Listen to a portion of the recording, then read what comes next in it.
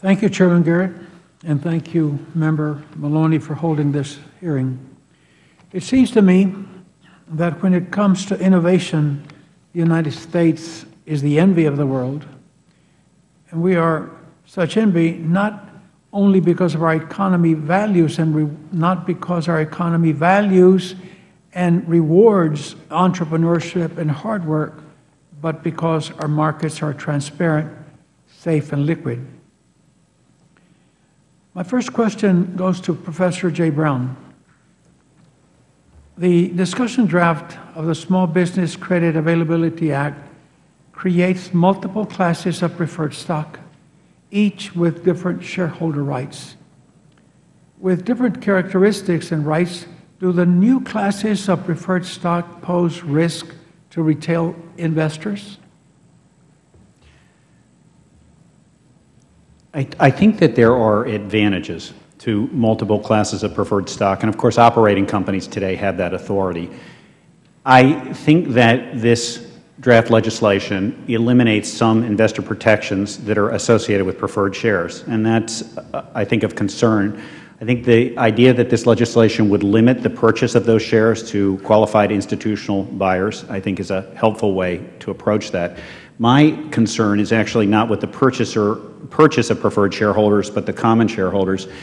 You know, this bill would strip away the obligation to have voting rights on those shares, but it would also allow for things like super voting stock, at least as I read the legislation. There's no regulation of voting rights anymore if this bill passes as is.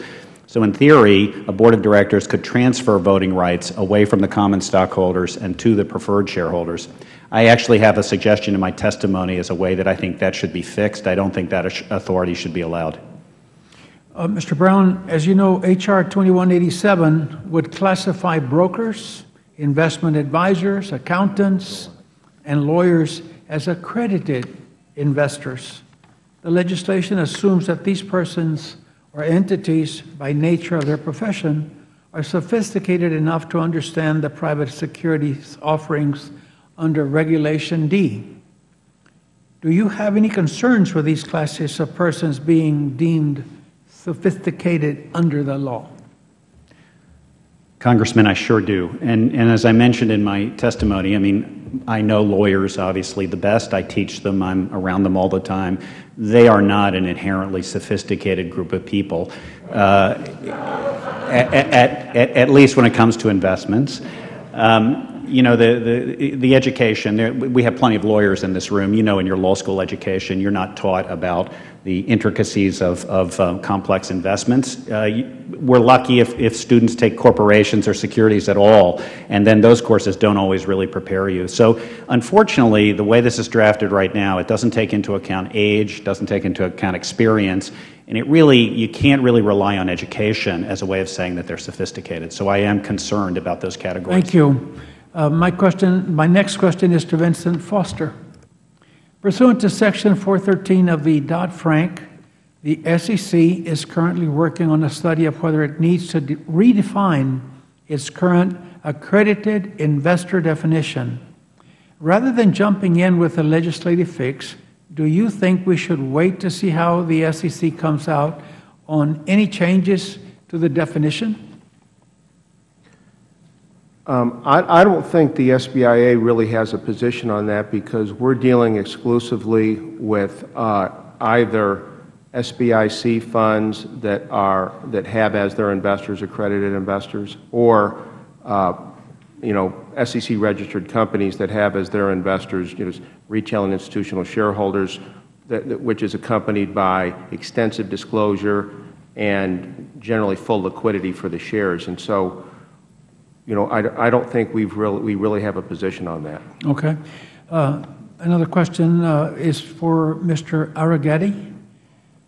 In your testimony, you have indicated that commercial banks and other traditional financing sources continue to retrench the business of providing loans to small and medium-sized companies. Can you elaborate on your prepared testimony and provide us some insights into why you think this retrenchment is happening and what, if anything should be done to ensure that those small and medium-sized businesses have adequate access to capital? Sure. I'll try to be brief. It looks like we're pressed for time, but I think it's important to put this in historical.